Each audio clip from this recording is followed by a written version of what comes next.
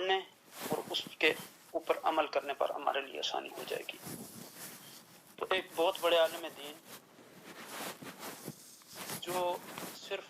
بر صغیر ہند و پاکستان میں ہی نہیں بلکہ پوری دنیا میں ایک اتھینٹک عالم مانے جاتے ہیں، شاہ ولی اللہ محدث دہلوی رحمۃ اللہ علیہ، انہوں نے اپنی کتاب الفوز القبیر فی علم تفسیر میں قرآن مجید کے نزول کا مقصد انہوں نے بیان کیا اور فرمایا کہ اصل میں یہ تین چیزیں ہیں، یعنی امام شاہ ولی اللہ دہلوی رحمۃ اللہ علیہ نے تین چیزیں بیان کی نزول کے مقصد کی۔ تو آپ نے کہا کہ سب سے پہلی چیز یہ ہے کہ تہذیب نفوس البشر، کہ انسانوں کے نفوس کی اندر سے تہذیب ہو اور انسانی نفوس اس قدر پاکیزہ اور صاف ستھرے ہو جائیں کہ وہ تمام اخلاقی اور روحانی ذمہ داریاں انجام دے سکیں جو اللہ رب العزت نے ان کے اوپر عائد کی ہیں۔ تو آپ دیکھیں کہ یہ جو بیسیکلی صوفیاء کرام کے ہاں تزکیہ ہے، حضور نبی اکرم صلی اللہ علیہ وسلم کے لیے بھی فرمایا کہ لقد من اللہ علی المؤمنین اذ بعث فیہم رسولا منہم یتلو علیہم آیاتہ ویزکیہم ویعلمہم الکتاب والحکمہ۔ تو اب دیکھیں کہ یہاں یعنی سب سے پہلی بات یہ ہے کہ ہم اپنے آپ کو، اپنی فکر کو، اپنی سوچ کو، اپنے دماغ کو پاک کر لیں، صاف کر لیں، طاہر کر لیں، تو اس کے بعد پھر ہمارا جب قرآن کے ساتھ تعلق ہوگا تو پھر انشاءاللہ ہمارے نفوس جو ہیں اور اس کتاب کے ذریعے ہم دوسرے لوگوں کے نفوس کی بھی تربیت کر سکیں گے۔ دوسری بات انشاءاللہ یہ کسی موقع پر پھر ہم تفصیل سے ان چیزوں پر گفتگو کریں گے، یہاں میں سرسری بس یہ کہ تاکہ ہمارے پیش نظر یہ باتیں سامنے آ جائیں قرآن پڑھتے ہوئے۔ دوسری چیز آپ نے فرمایا کہ دفع العقائد الباطلہ، یعنی وہ تمام عقائد جو لوگوں کے ذہنوں میں موجود ہیں، وہ چاہے مسلمانوں کے ذہن میں ہوں یا غیر مسلموں کے، ان سب باطل عقائد کی تردید کی جائے، یعنی باطل عقائد جتنے بھی ہیں ان کی تردید کی جائے۔ یہ قرآن کے نزول کا مقصد ہے۔ اور تیسرا مقصد آپ نے یہ بیان کیا کہ نفی الاعمال الفاسدہ، یعنی جو اعمال فاسدہ انسانوں میں رائج ہیں، چاہے ان کی بنیاد کسی غلط عقیدے کی بنیاد پر ہو یا نہ ہو، ان اعمال کی غلطی کو واضح کیا جائے اور ان کو مٹانے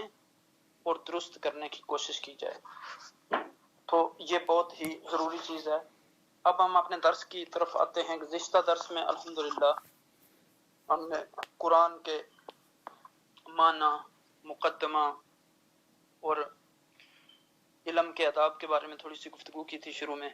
اور اس کے بعد ہم نے اللہ کے فضل و کرم سے سورہ فاتحہ شروع کی تھی۔ تو میں نے عرض کیا تھا کہ سورہ فاتحہ جو ہے وہ ایک مختصر سی صورت ہے جو 7 آیتوں پر مشتمل ہے، اور اس کو ایک مسلمان جو ہے دن رات میں کم از کم 17 مرتبہ دہراتا ہے۔ جب وہ سنتے پڑھتا ہے تو پھر اس سے بھی تعداد جو ہے وہ 2 چند ہو جاتی ہے، اور اگر کوئی فرائض و سنن کے علاوہ نوافل بھی پڑھتا ہے تو وہ اسے بے شمار مرتبہ دہراتا ہے۔ اور اس سورت کی تلاوت کے بغیر نماز جو ہے وہ نہیں ہوتی۔ یعنی صحیح حدیث میں حضرت عبادہ ابن صامت نبی اکرم صلی اللہ علیہ وسلم سے روایت کرتے ہیں کہ اس کی نماز نہیں ہوتی جس نے فاتحہ نہ پڑھی۔ تو اب دیکھیں کہ اس صورت میں اسلامی عقائد کے انتہائی بلند اصول جو ہیں وہ بیان کیے گئے، اسلامی تصور حیات کے کلیات اور مبادی بیان کیے گئے، انسانی شعور اور انسانی دلچسپیوں کے لیے نہایت ہی اہم پرنسپلز بیان کیے گئے۔ یہی وجہ کہ اللہ تعالیٰ نے نماز کی ہر رکعت میں اس سورت کا پڑھنا ضروری قرار دیا ہے، اور جس نماز میں اس سورت کی تلاوت نہ ہو اسے فاسد قرار دیا گیا ہے۔ یہ جو مسلک امام شافعی کا ہے، حناف کے نزدیک جو ہے امام کے پیچھے مقتدیوں کے لیے خاموش رہ کر امام کی قرات سننا ضروری ہے، کیونکہ قرآن مجید میں حکم دیا گیا ہے کہ جب قرآن پڑھا جائے تو تم خاموشی سے سنو۔ نیز حدیث میں آتا ہے کہ امام کی قرات ہی مقتدیوں کی قرات ہوتی ہے۔ تو اگر آپ اس سلسلے میں آپ کو تفصیل چاہیے ہوں تو وہ فقہ کی کتابوں میں آپ دیکھ سکتے ہیں۔ تو اب اس کے بعد ہم اللہ کے فضل و کرم سے سورہ فاتحہ کا باقاعدہ جہاں ہم رکے تھے وہاں ہی ہم اپنے سلسلے کو آگے بڑھائیں گے۔ بسم اللہ الرحمن الرحیم، الحمد للہ رب العالمین الرحمن الرحیم۔ ہم نے یہ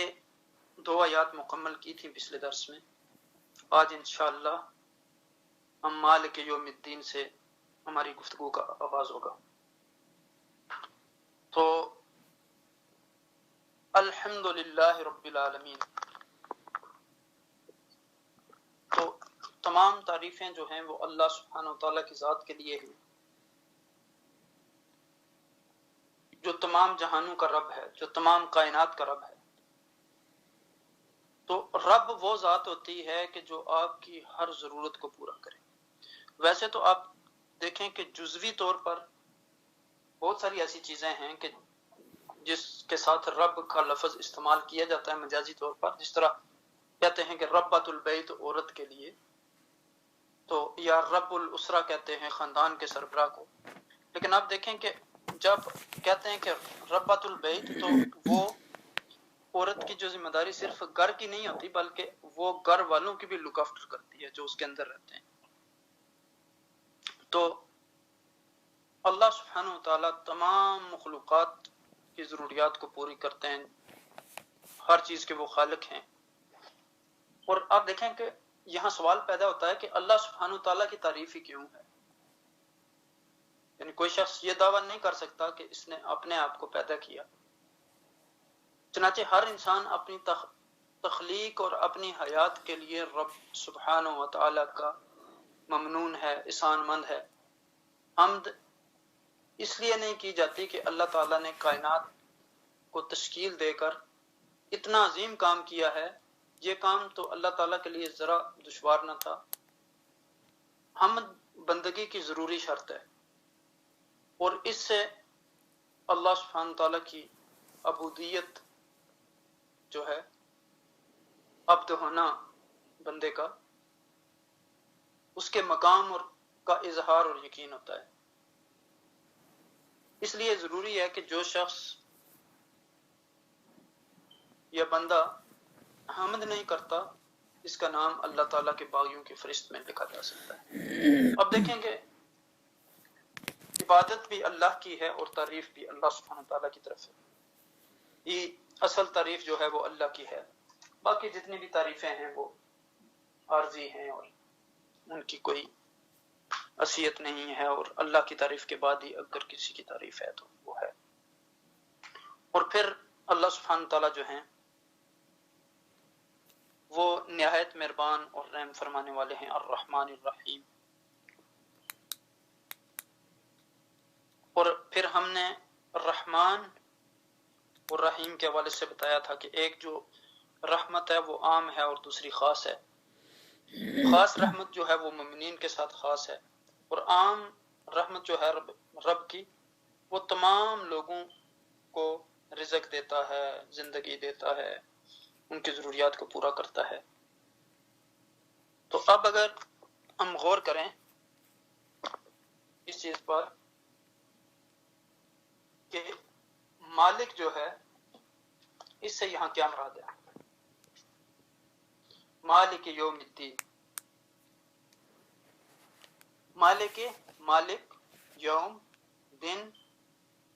الدین بدلہ یا جزا۔ تو مالک یوم الدین اس کا ترجمہ یہ ہو گیا کہ جو مالک ہیں روز جزا کے۔ تو کون مالک ہے روز جزا کا؟ اللہ سبحانہ و تعالی۔ یعنی آپ دیکھیں کہ اس آیت میں اللہ تعالیٰ کی یہ چوتھی صفت بیان کی گئی ہے۔ پہلی صفت کیا تھی؟ رب العالمین، اللہ سبحانہ و تعالیٰ تمام کائنات کا رب ہے۔ دوسری صفت الرحمن ہے، تیسری صفت الرحیم ہے، اور چوتھی صفت یہ بیان کی گئی کہ مالک یوم الدین ہے۔ اللہ اکبر، کہ اللہ سبحانہ تعالیٰ کی صفت ہے کوئی حاکم یا قاضی کیسے وسیع اختیارات رکھتا ہو، بہرحال اس کے اختیارات لمیٹڈ ہوتے ہیں، محدود ہوتے ہیں، اور اگر وہ کسی کو سزا دینا چاہے کسی مجرم کو تو وہ ایک لمیٹڈ قانون کے مطابق ہی اسے سزا دینے پر مجبور ہوتا ہے۔ مگر اللہ تعالیٰ نے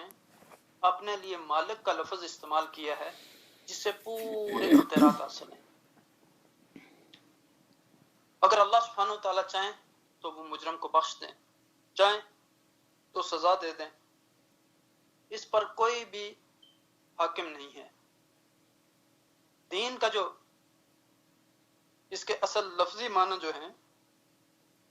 وہ جزا اور بدلہ کے ہیں، اور قیامت والے دن کو روز جزا اسی لیے کہا جاتا ہے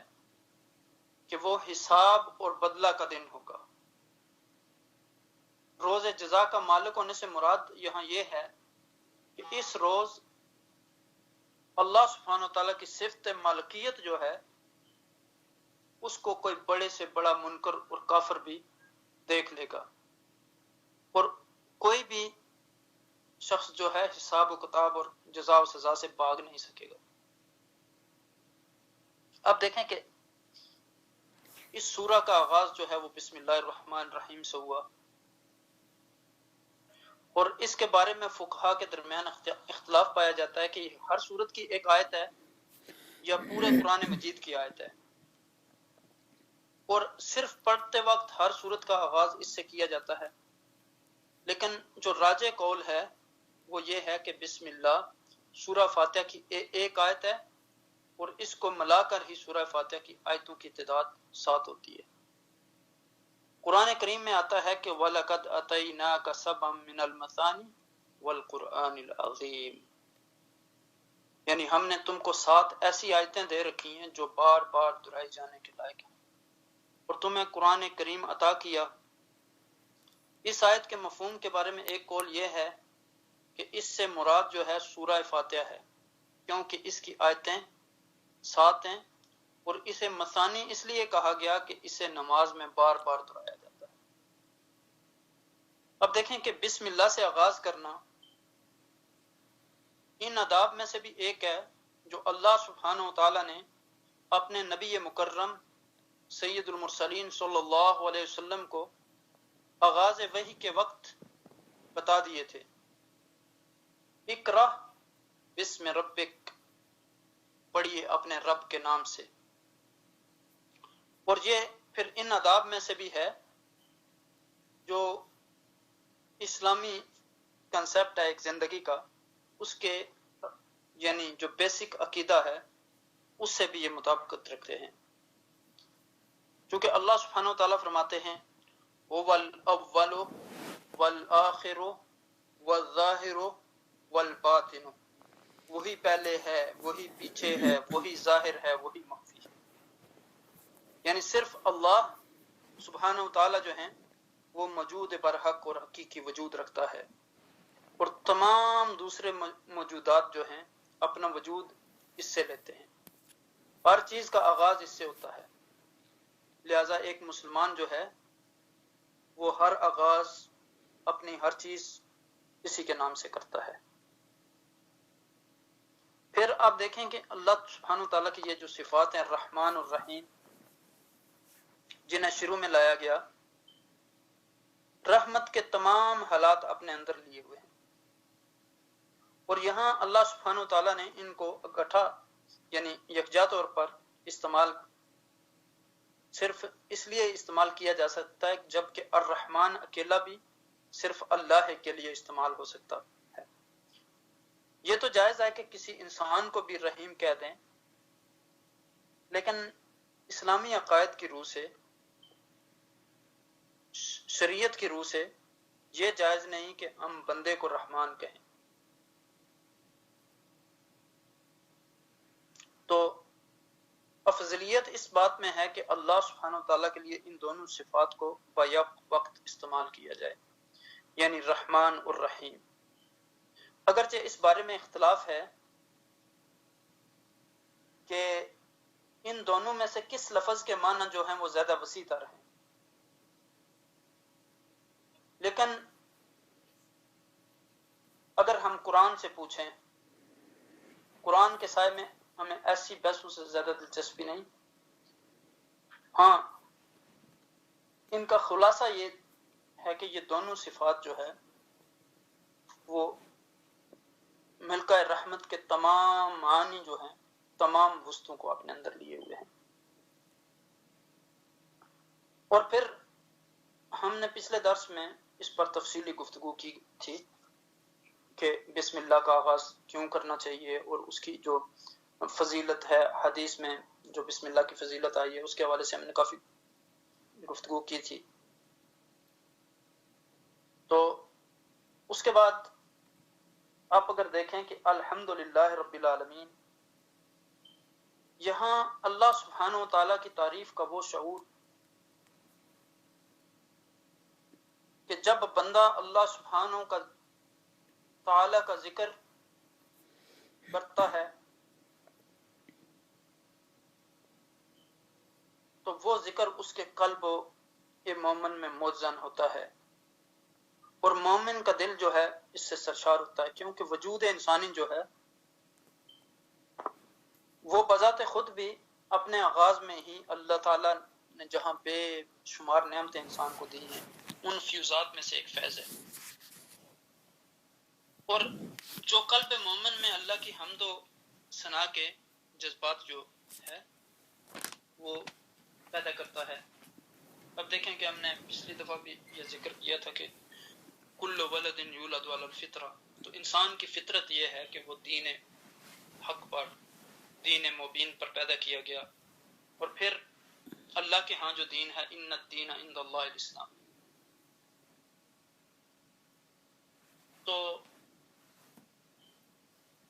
اب دیکھیں کہ یہاں اللہ سبحانہ تعالیٰ کی نعمتیں جب انسان دیکھتا ہے، چاہے وہ اسلام کی نعمت ہو، چاہے وہ قرآن کی نعمت ہو، چاہے وہ مال و دولت کی نعمت ہو، چاہے وہ بدن کی نعمت ہو، چاہے وہ صحت کی نعمت ہو، چاہے وہ علم کی دولت کی نعمت ہو، چاہے وہ اولاد کی نعمت ہو، چاہے وہ ماں باپ کی نعمت ہو، تو یہ ساری نعمتوں کو دیکھ کے بندہ خود بخود یہ پکار اٹھتا ہے کہ الحمدللہ رب العالمین الرحمن الرحیم مالک یوم الدین۔ یعنی اب دیکھیں کہ اتنے دلائل کے بعد بندے کے پاس جو ہے وہ کوئی اختیار باقی نہیں رہتا، اس کے پاس کوئی چوائس باقی نہیں رہتی کو وہ یہ نہ کہے کہ الحمدللہ رب العالمین۔ تو اب دیکھیں کہ اللہ سبحانہ وتعالی کا ذکر جو ہے اس کے بارے میں حضور نبی اکرم صلی اللہ علیہ وسلم نے بتایا کہ لا یزال لسانک رطبا من ذکر اللہ، کہ ہر وقت انسان کی زبان جو ہے وہ اللہ کے ذکر سے تر رہنی چاہیے۔ تو یہ اللہ سبحانہ وتعالی کی تعریف جو ہے یہ بھی حقیقت میں اللہ سبحانہ وتعالی کا ذکر ہے۔ اور ابن ماجہ میں حضرت ابن عمر رضی اللہ تعالیٰ عنہ کی روایت کہ نبی اکرم صلی اللہ علیہ وسلم نے ارشاد فرمایا، کسی بندے نے کہ اللہ سبحانہ وتعالیٰ کی تعریف کرتے ہوئے کہا، یا رب لک الحمد کما ینبغی لجلال وجہک وعظیم سلطانک، یعنی یا اللہ تیرے لیے ایسی حمد ہے جو تیرے چہرے کی بزرگی اور تیری سلطنت کی عظمت کے لائق ہو۔ اب دیکھیں کہ یہاں یعنی انسان کو ہر وقت اللہ کی تعریف کرنی چاہیے، اور اس کائنات کی مختلف چیزوں میں انسان کو غور و فکر کرنا چاہیے، کیونکہ میں نے جو ہمارا پہلا درس تھا اس میں نے یہ عرض کیا تھا کہ ایک ہوتا ہے کہ کسی سے سننا، علم کے لیے دونوں چیزیں بہت ضروری ہیں، سننا بھی اور مشاہدہ بھی۔ تو سننے سے مثلا ابھی میں گفتگو کر رہا ہوں تو میری گفتگو کرنے سے آپ کو بہت ساری باتوں پہ آپ کا یقین ہوگا، لیکن جب اسی چیز کو آپ اپنی آنکھوں سے دیکھیں گے، خود غور و فکر کریں گے، تو آپ کا کہ علم یقینی میں اور زیادہ اضافہ ہوگا۔ اور یہ چیز جو ہے مشاہدہ اور سماعت، پھر یہ انسان کے دل میں اللہ کی معرفت کا سبب بنتی ہے۔ اور حقیقت جو ہے جس کی ہمیں تلاش ہے وہ اللہ سبحانہ و تعالیٰ کی معرفت ہی ہے۔ اور یہاں اگر ہم دیکھیں کہ مالک یوم الدین جو یہاں اللہ سبحانہ و تعالیٰ نے فرمایا، تو اس سے ہمیں پتہ چلتا ہے کہ دنیا میں جتنے بھی انبیاء آئے، جتنے بھی رسل آئے، ان سب کی دعوت ایک ہی تھی کہ وہ لوگوں کو اللہ سبحانہ و تعالیٰ کی طرف سے یہ دعوت دیتے تھے کہ لا الہ الا اللہ محمد الرسول اللہ۔ تو یہاں ہمیں پتہ چلتا ہے کہ ہر انسان اپنے کاموں کا خود ہی ذمہ دار ہے، اور ایک دن ایسا آئے گا جب انسان کو اس کے کاموں کے بارے میں پوچھا جائے گا اور اس کا بدلہ لیا جائے گا۔ یہ بدلہ اس میں کوئی شک نہیں کہ اگرچہ دنیا میں بھی ملتا ہے، لیکن پورا قیامت کے دن نہیں ملے گا، جس وقت زمین و آسمان کی ہر چیز فنا ہو جائے گی، تمام لوگ اللہ سبحانہ و تعالیٰ کے دربار میں جمع ہوں گے۔ اس روز اسی ذات کی بادشاہت ہوگی، وہ لوگوں کے اچھے کاموں پر ثواب اور برے کاموں کا پر جو ہے وہ عذاب دے گا۔ اس روز کسی شخص کو یہ طاقت نہ ہوگی کہ اس کے فیصلہ کی نافرمانی کر سکے یا اللہ سبحانہ تعالیٰ کی اجازت کے بغیر سفارش کر سکے، یا مجرم کو زبردستی چھڑا لے، یا کچھ معاوضہ دے کر نجات حاصل کر لے۔ تو جو شخص اس دن سرخرو ٹھہرے گا وہ خوش قسمت شخص ہوگا۔ پھر اس کے لیے اللہ سبحانہ تعالیٰ نے علی شان باغات، محلات تعمیر کیے ہیں، اس کے لیے قسم قسم کے میوے ہیں، شہد اور دودھ کی نہریں ہیں۔ اور اس کے برعکس جو شخص ناکام رہا وہ بہت بد نصیب شخص ہوگا، اس کے لیے اللہ سبحانہ تعالیٰ نے دوزخ کی آگ تیار کی ہے۔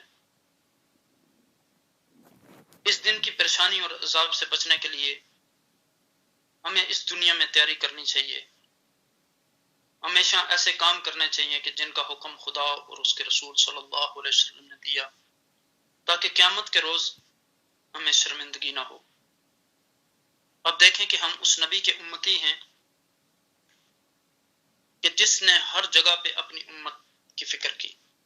اور قیامت والے دن بھی رب امتی امتی کہیں گے۔ تو اب اگر ہمارے اعمال ایسے ہوں گے، اللہ اور اس کے رسول صلی اللہ علیہ وسلم کی نافرمانی ہماری زندگی میں ہوگی، تو پھر ہم کس طرح ان چیزوں کے مستحق ہوں گے۔ تو اس لیے یہ بہت ضروری چیز ہے کہ ہم اللہ سبحانہ وتعالیٰ کے احکامات پر عمل کریں۔ اور آپ دیکھیں کہ اللہ سبحانہ وتعالیٰ نے ہماری تخلیق کا مقصد بیان کرتے ہوئے یہ فرمایا کہ وَمَا خَلَقْتُ الْجِنَّ وَالْإِنسَ إِلَّا لِيَعْبُدُونَ، کہ میں نے انسانوں اور جنوں کو اس لیے پیدا کیا تاکہ وہ میری عبادت کریں۔ تو اب دیکھیں کہ مالک یوم الدین جو ہے، یہ لفظ مالک جو ہے یہ ملک سے مشتق ہے، جس کے معنی یہ ہیں کہ کسی چیز پر ایسا قبضہ کہ وہ اس میں تصرف کرنے کی جائز قدرت رکھتا ہو۔ اور پھر لفظ دین کے معنی جزا دینا بھی ہیں، تو مالک یوم الدین کا لفظی ترجمہ یہ ہو گیا کہ مالک روز جزا کا، یعنی روز جزا میں ملکیت رکھنے والا۔ وہ ملکیت کس چیز پر ہوگی اس کا ذکر یہاں نہیں کیا گیا۔ اور تفسیر کشاف میں یہ ہے کہ اس میں اشارہ عموم کی طرف ہے یہ تفسیر الکشاف جو ہے یہ امام زمخشری رحمۃ اللہ علیہ کی ہے. تو یعنی روز جزا میں تمام کائنات اور تمام امور کی ملکیت صرف اللہ تعالیٰ کی ہوگی. اب دیکھیں کہ روز جزا جو ہے اس کی حقیقت کیا ہے. یعنی پہلی بات تو یہ ہے کہ روز جزا نام کس دن کا ہے اور اس کی حقیقت کیا ہے. اور دوسرے یہ کہ اللہ تعالیٰ کی ملکیت تمام کائنات پر جس طرح روز جزا میں ہوگی ایسے ہی آج بھی ہے یا پھر روز جزا کی خصوصیت ہے. تو اگر پہلی بات کا پر ہم غور کریں اس کا جواب دینا چاہیں تو روز جزا اس دن کا نام ہے جس کو اللہ سبحانہ و تعالیٰ نے نیک و بد اعمال کا بدلہ دینے کے لیے مقرر فرمایا ہے. اور لفظ روز جزا سے ایک عظیم الشان فائدہ یہ حاصل ہوتا ہے کہ دنیا نیک و بد اعمال کی جزا و سزا کی جگہ نہیں، بلکہ دنیا یہ ہے کہ ایک دار العمل فرض ادا کرنے کی جگہ ہے، اور پھر اس کا ریوارڈ یا اس کا صلہ وصول کرنے کی جگہ جو ہے وہ آخرت ہے، دنیا نہیں ہے. اس سے ہمیں یہ بھی پتہ چلا کہ دنیا میں کسی کو عیش و عشرت، دولت و رات سے مالا مال دیکھ کر انسان یہ نہیں کہہ سکتا کہ وہ اللہ کے نزدیک مقبول و محبوب بن گیا. یعنی محبوبیت کا یا اللہ کے ہاں عزت کا معیار یہ نہیں کہ انسان کے پاس بہت زیادہ مال و دولت ہو یا فقر ہو، بلکہ اللہ کے نبی صلی اللہ علیہ وسلم نے فرمایا کہ ان اللہ لا ينظر الى صورکم ولا الى اشکالکم ولکن ينظر الى قلوبکم واعمالکم. اللہ سبحانہ تعالیٰ آپ کی شکلوں اور صورتوں کی طرف نہیں دیکھتے بلکہ دیکھتے ہیں کہ آپ کے دلوں میں جو تقوی ہے اس کو دیکھتے ہیں، آپ کے دلوں میں جو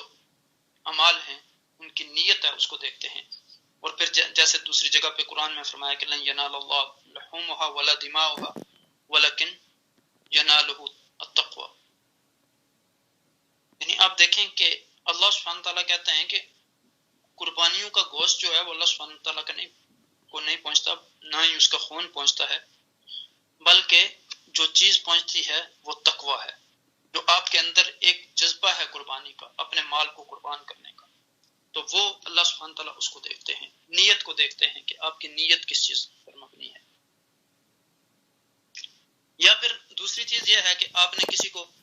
آدمی کو دیکھا کہ وہ مصیبت میں ہے، وہ فقر میں ہے، وہ تنگی میں ہے، تو اس کو دیکھ کر یہ بھی نہیں کہہ سکتے کہ یہ اب جو ہے یعنی کامیاب ہے. تو اللہ سبحانہ تعالیٰ کبھی بندوں کو مال و دولت دے کر آزماتے ہیں، کبھی اقتدار دے کر آزماتے ہیں، کبھی اولاد دے کر آزماتے ہیں، کبھی اولاد نہ دے کر آزماتے ہیں، کبھی وافر رزق دے کر آزماتے ہیں، کبھی رزق کی کمی کے ذریعے آزماتے ہیں، کبھی کوئی عزیز ترین رشتہ دار لے کر اس کے ذریعے آزماتے ہیں، جس طرح سورہ بقرہ کی آیاتیں ہیں کہ وَلَنَبْلُوَنَّكُمْ بِشَيْءٍ مِّنَ الْخَوْفِ وَالْجُوعِ وَنَقْصٍ مِّنَ الْأَمْوَالِ وَالْأَنفُسِ وَالثَّمَرَاتِ وَبَشِّرِ الصَّابِرِينَ الَّذِينَ إِذَا أَصَابَتْهُمْ مُصِيبَةٌ قَالُوا إِنَّا لِلَّهِ وَإِنَّا إِلَيْهِ رَاجِعُونَ. تو یعنی اللہ سبحانہ تعالیٰ کبھی خوف کے ذریعے، کبھی بھوک کے ذریعے، کبھی مالوں کی کمی کے ذریعے، کبھی جانوں کی کمی کے ذریعے آزماتے ہیں. اور جو اللہ پر ایمان رکھتے ہیں، جن کے دلوں میں اللہ کی معرفت ہے، وہ پھر آخر میں کیا کہتے ہیں اِنَّا لِلَّهِ وَإِنَّا إِلَيْهِ رَاجِعُونَ. تو اب دیکھیں کہ اس سے پتہ چلا کہ یہ دنیا جو ہے یہ دار العمل ہے اور آخرت جو ہے وہ دار الجزا ہے. اب دیکھیں کہ رب کائنات نے زندگی اور موت کی تخلیق کا مقصد بیان کرتے ہوئے سورہ ملک میں فرمایا کہ الذی خلق الموت والحیات لیبلوکم ایکم احسن عملا، کہ اللہ سبحانہ وتعالیٰ دیکھنا چاہتے ہیں کہ تم میں سے اچھا عمل کرنے والا کون ہے یا اچھے اعمال کرنے والا کون ہے۔ تو یہ وجہ ہے کہ انبیاء علیہ السلام اور ان کے بعد اولیاء، صالحین، متقین سب سے زیادہ مصیبت و بلا میں مبتلا ہوتے ہیں، اور وہ اپنی حالت پر نہایت مطمئن اور مسرور نظر آتے ہیں۔ تو انسان جو ہے اگر اس کو اللہ سبحانہ وتعالیٰ، اب دیکھیں ہم نے تقویٰ کی تعریف میں یہ بھی پڑھا تھا کہ اگر اللہ سبحانہ وتعالیٰ آپ کو تھوڑا رزق دے تو اس پہ بھی راضی ہو جائیں، شکوہ نہ کریں، اگر بہت دے، یعنی امام علی بن ابی طالب رضی اللہ تعالیٰ نے جو تقویٰ کی تعریف کی ہے اس میں سے انہوں نے یہ بات بھی بیان کیا کہ ورضا بالقلیل، کہ تھوڑے پر راضی ہو جائیں۔ تو آپ دیکھیں کہ اگر ہم انبیاء کی زندگیوں میں، صالحین کی زندگیوں میں دیکھیں تو ان کا مقصود کوئی دنیا نہیں تھی، ان کا مقصود اللہ اور اس کے رسول صلی اللہ علیہ وسلم کی رضا تھی، ان کا مقصود اللہ کے بندوں کو اندھیروں سے نکال کر روشنی کی طرف لانا تھا، ان کا مقصود اللہ کے بندوں سے کو دوزخ کی آگ سے بچانا تھا۔ تو اب تصور کریں کہ قیامت کے دن جو جزا کا دن ہے، اس دن کے لیے ہمارے کام کون سا دوست آ سکتا ہے؟ اب دیکھیں کہ وہ صبر کا پیمانہ ہے، وہ تقویٰ کا پیمانہ ہے، وہ ہماری تہجد کی نماز ہے، وہ ہماری قرآن کی تلاوت ہے، وہ علمی مجالس ہیں، وہ اللہ کے لیے لوگوں کی خدمت کرنا ہے، اللہ سبحانہ تعالیٰ کی رضا کے لیے لوگوں کو کہ مختلف جو آپ کو تکلیف دیتے ہیں، پریشان کرتے ہیں، اس پر صبر کرنا ہے، اللہ کے راستے میں دعوت دیتے ہوئے جو پریشانیاں آتی ہیں اس پر صبر کرنا ہے۔ تو ان ساری چیزوں کی جزا اللہ سبحانہ وتعالیٰ اس دن دیں گے جو جزا کا دن ہے۔ تو اس لیے ہمیں چاہیے کہ ہم اپنی زندگی کو جتنا بھی مفید بنا سکیں۔ آج رب کائنات نے ہمیں یہ چند قیمتی اور خوبصورت لحظات عطا فرمائے ہیں، آج ہم ان کے ذریعے اپنی اصلاح کر سکتے ہیں، لیکن کل قیامت والے دن جب وہ وقت گزر جائے گا تو پھر ہمارا کوئی بھی عذر، ہمارا کوئی بھی بہانہ ہمارے کام نہیں آئے گا۔ اب دیکھیں کہ ہم علم کے مسافر ہیں، اور علم تو کوئی بھی علم ہو وہ اچھا ہوتا ہے، لیکن علوم نافعہ جو ہیں ہم اس علم کے مسافر ہیں کہ جو دوسروں کو نفع دینے والا علم ہو، اور خاص کر دینی علوم میں قرآن کا علم، حدیث کا علم، فقہ کا علم، چونکہ رب کائنات نے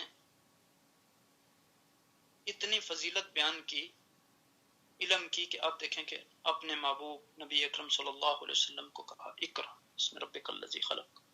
اور پھر آقا دو عالم صلی اللہ علیہ وسلم نے فرمایا کہ من یرید اللہ بہ خیرا یفقہہ فی الدین،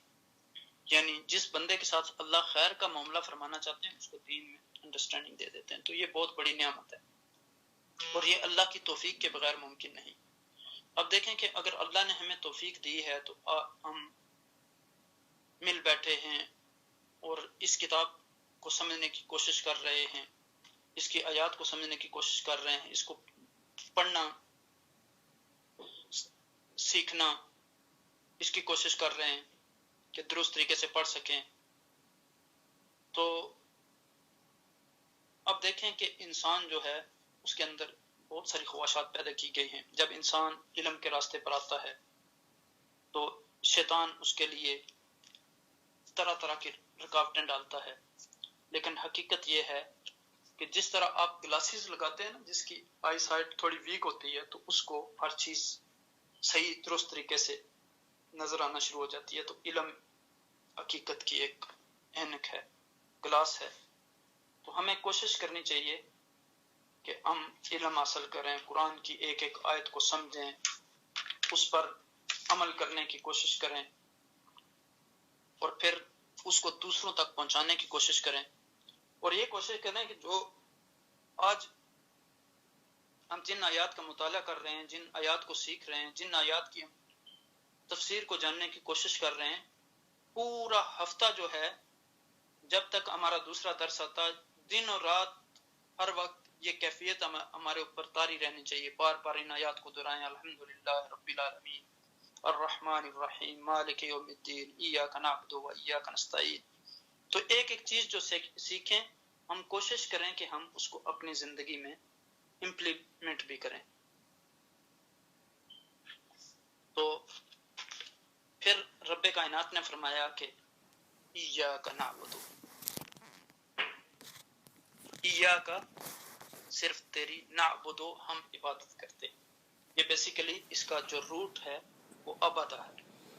تو یہ بھی ضروری ہے کہ ہم جو کلمات کے روٹ وہ ہمیں سیکھنے چاہیے۔ اب دیکھیں کہ یہ جو حمد کا لفظ ہے یہ تقریباً 304 مرتبہ قرآن میں استعمال ہوا ہے، اور رب کا لفظ جو ہے وہ 970 ٹائم تقریباً استعمال ہوا ہے۔ تو آپ اس طرح کریں کہ آپ ایک لسٹ بنا لیں اپنے پاس، مختلف جو اس طرح کے الفاظ آئیں گے تو جہاں ہم ان کا روٹ کی طرف جائیں گے تو وہ ساتھ ساتھ لکھتے جائیں، تو انشاءاللہ اس سے آپ دیکھیں کہ یہ قرآن میں بار بار وہی کافی سارے الفاظ ریپیٹ ہوتے ہیں، تو انشاءاللہ جب آپ چند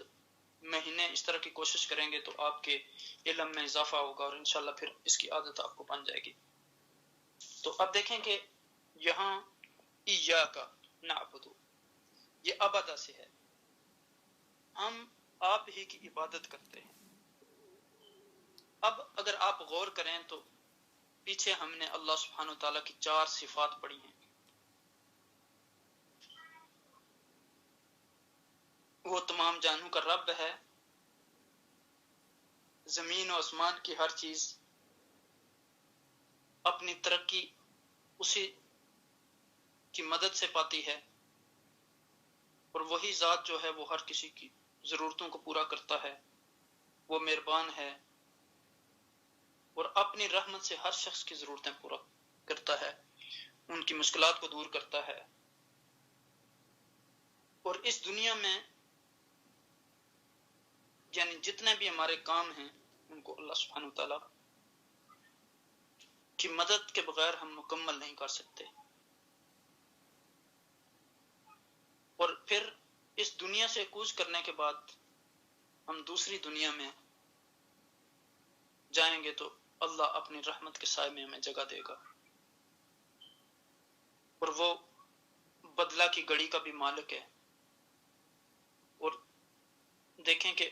آقا دو عالم صلی اللہ علیہ وسلم نے ارشاد فرمایا کہ سبعۃ یظلھم اللہ فی ظلہ یوم لا ظل الا ظلہ، کہ قیامت والے دن جو ہے 7 قسم کے لوگ اللہ سبحانہ تعالیٰ کے سائے کے نیچے ہوں گے، اور وہ دن ہوگا کہ جس دن اور کوئی سایہ نہیں ہوگا۔ تو اس میں سب سے پہلے جو کہا کہ امام عادل، عدل کرنے والا حکمران، وشاب نشا فی عبادت اللہ، وہ نوجوان جو اللہ کی عبادت کرتا ہے، اس کی عبادت میں اپنی جوانی کی عمر جو ہے وہ گزارتا ہے۔ اور پھر کہا کہ وَرَجُلٌ قَلْبُهُ مُعَلَّقٌ بِالْمَسَاجِدِ، ایسا شخص کہ جس کا دل مسجد کے ساتھ اٹکا ہوا ہوتا ہے، ایک نماز پڑھ کے آتا ہے تو دوسری نماز کے لیے انتظار کرتا رہتا ہے۔ پھر اس میں ایسی عورت کا ذکر کیا گیا کہ اس کو رجل ذات امرات ذات منصب و جمال فقال انی اخاف اللہ، کہ ایک مالدار عورت جو ہے اس نے اس کو برائی کی دعوت دی اور وہ خوبصورت بھی تھی، تو اس نے کہا کہ میں اللہ سے ڈرتا ہوں۔ اور پھر وہ 2 اشخاص کے رجلان تحابا فی اللہ وتفرقا علیہ، جو ایک دوسرے سے محبت کرتے ہیں صرف اللہ کے لیے، کیونکہ حقیقی محبت جو ہے الحب للہ والبغض للہ، محبت بھی اللہ کے لیے اور نفرت بھی اللہ کے لیے۔ اور دوسرا یہ ہے کہ رجل تصدق بصدقۃ فاخفاها حتى لا تعلم یعنی اگر ایک بندہ اللہ کے راستے میں صدقہ کرتا ہے تو اس کو بائیں ہاتھ کو خبر نہیں ہوتی کہ اس کے دائیں ہاتھ نے اللہ کے راستے میں کیا خرچ کیا ہے. تو اس لیے ہمیں ایسے کام کرنے چاہیے کہ قیامت کے دن ہم حقیقی مستحق بن جائیں. تو آپ دیکھیں کہ یہاں رب کائنات نے یعنی ارشاد فرمایا کہ ایاک نعبد، ہم آپ ہی کی عبادت کرتے ہیں. یعنی آپ دیکھیں کہ اگر آپ سورہ بقرہ کی ابتدائی آیات میں غور کریں تو وہاں بھی متقین کی صفات میں یہ کہا گیا کہ الذین یقیمون الصلاۃ. تو یہ ساری چیزیں جو وہاں بیان کی گئیں، یقیمون الصلاۃ و یؤتون الزکاۃ ومما رزقناہم ینفقون، تو یہ ساری عبادت میں آتی ہیں چیزیں. آگے ہم انشاءاللہ تفصیلاً اس پہ گفتگو کریں گے کہ مالی عبادات کیا ہوتی ہیں اور بدنی عبادات کیا ہوتی ہیں. تو اب دیکھیں کہ پھر تھوڑا سا اگر اور آگے چلے جائیں سورہ بقرہ میں تو وہاں رب کائنات نے فرمایا کہ یا ایھا الناس اعبدوا ربکم الذی خلقکم والذین من قبلکم لعلکم تتقون، اے لوگو تم عبادت کرو اس رب کی جس نے تمہیں پیدا کیا اور تم سے پہلے لوگوں کو بھی پیدا کیا، ہو سکتا ہے تم تقوی کی زندگی تمہیں نصیب ہو جائے. تو اب دیکھیں کہ یہاں ہمارا فرض کیا بنتا ہے، یعنی اللہ کا بندہ ہوتے ہوئے. تو اللہ سبحانہ و تعالیٰ نے یہاں یہ اپنی صفات بیان کر کے بندوں کو یہ ریلائز کرایا ہے کہ اور ان کو ان کا فرض بتایا ہے کہ وہ صبح و شام وہ جاگتے اٹھتے بیٹھتے کھاتے پیتے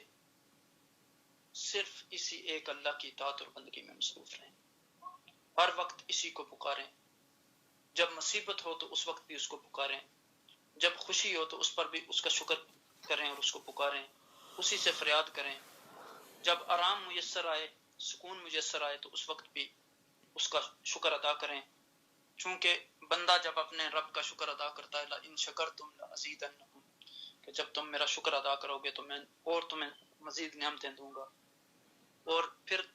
اللہ سبحانہ وتعالیٰ کی محبت کے سوا، رسول صلی اللہ علیہ وسلم کی محبت کے سوا، صالحین کی محبت کے سوا، متقین کی محبت کے سوا،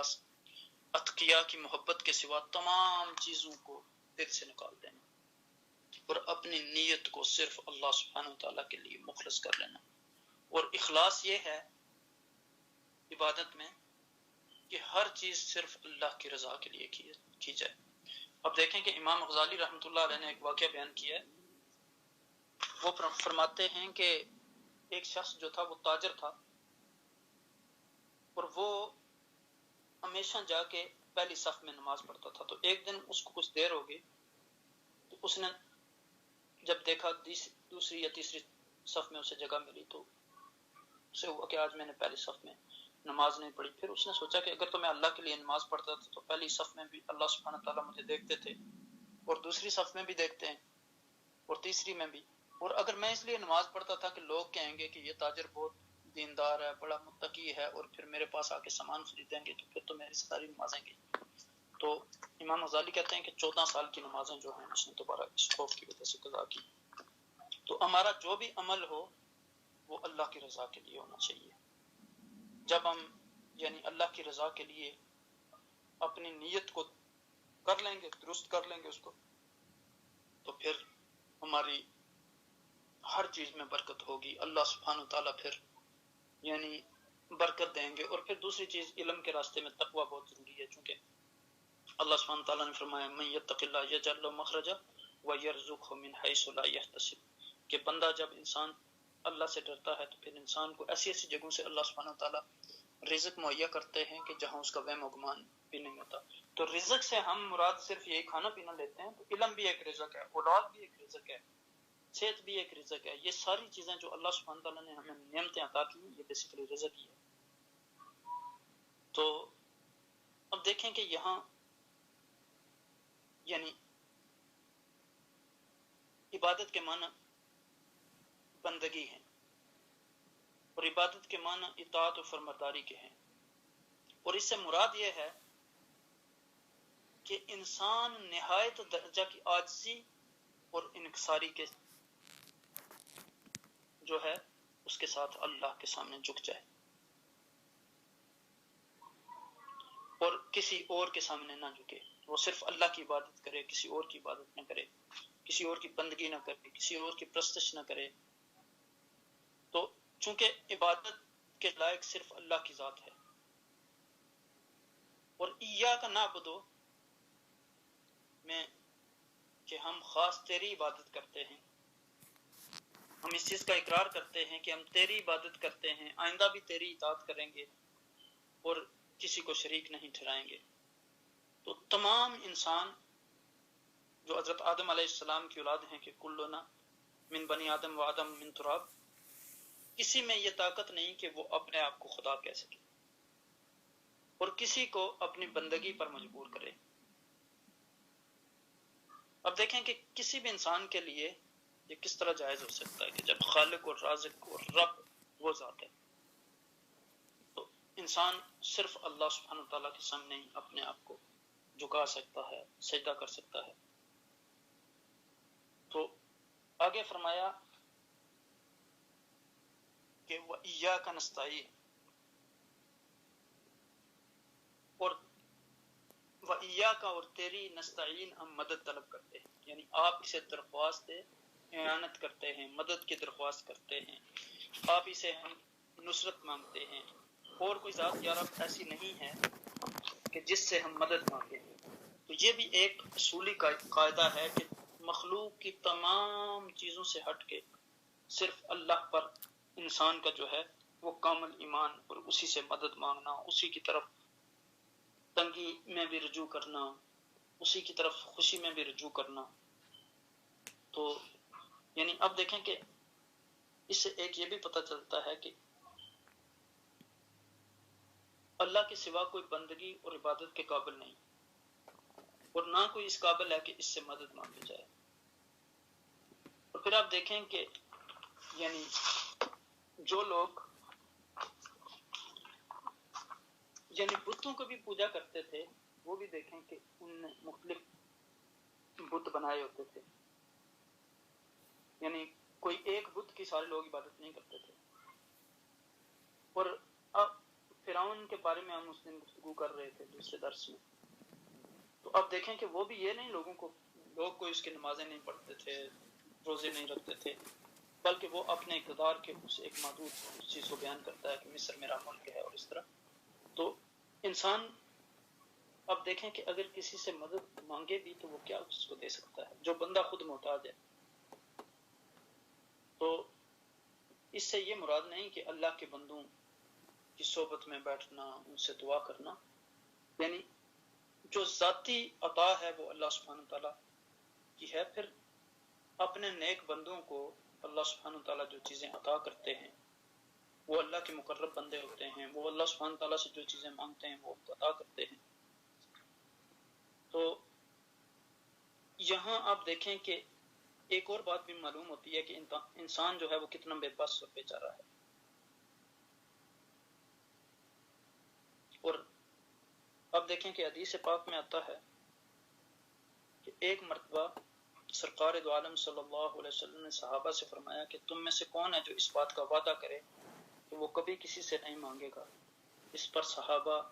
رضوان اللہ علیہم اجمعین نے عہد کیا کہ وہ اللہ کے سوا کسی سے مدد نہیں مانگے گی۔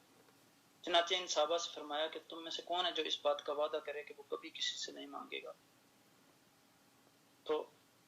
اس پر صحابہ نے کہا کہ ہم زندگی بھر کسی سے کچھ نہیں مانگیں گے۔ بعض لوگوں نے یہاں تک کہا کہ اگر سوار پر بیٹھے ہوئے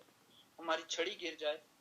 یا چابک تو اس کے لیے بھی ہم کسی کو یہ نہیں کہیں گے کہ اٹھا کر دے، اور پھر خود ہم نیچے اتریں گے سواری سے اور پھر اپنی چابک اٹھائیں گے۔ تو اب دیکھیں کہ اپنا کام بھی خود کرنا بغیر کسی عذر کے دوسرے لوگوں کو تنگ کرنا، یہ بھی کوئی درست رویہ نہیں ہے کہ ہر چیز پر دوسرے لوگوں پر اعتماد کرنا۔ تو یہاں دیکھیں کہ انسان جو ہے وہ اللہ سبحانہ تعالیٰ سے یہ عہد کرتا ہے کہ یا الہی میں تیری عبادت کرتا ہوں صرف اور تجھ سے ہی مدد مانگتا ہوں۔ تو یہ نستعین جو ہے یہ اون لفظ جو ہے مدد وہ بھی اسی سے ہے. اب دیکھیں کہ ایک حدیث پاک میں آتا ہے کہ ما دام العبد فی اون اخی کان اللہ فی اونہ، کہ جب بندہ ایک یعنی جو ہے وہ انسان وہ اپنے مسلمان بھائی کی مدد میں رہتا ہے تو اللہ سبحانہ وتعالی اس وقت تک اس کی مدد میں رہتے ہیں. تو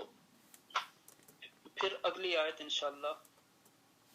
جو اہدنا الصراط المستقیم صراط الذین انعمت علیہم غیر المغضوب علیہم ولا الضالین، یہ انشاءاللہ ہم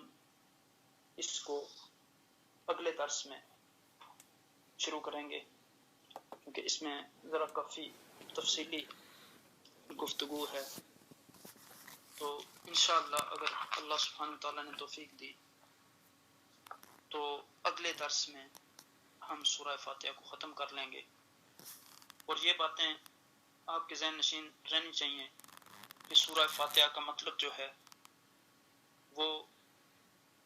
کھولنا ہے. اور سورہ فاتحہ کو یعنی اس لیے الفاتحہ کہا گیا کہ یہ قرآن کی پہلی سورت ہے.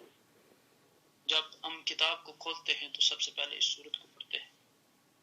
اور اس میں یعنی مختصر طور پر ان مضامین کا تذکرہ کیا گیا کہ جن کی تفصیل بعد میں قرآن میں آتی ہے. گویا یہ سمجھ لیں کہ ایک پورے قرآن کی سمری ہے سورہ فاتحہ. تو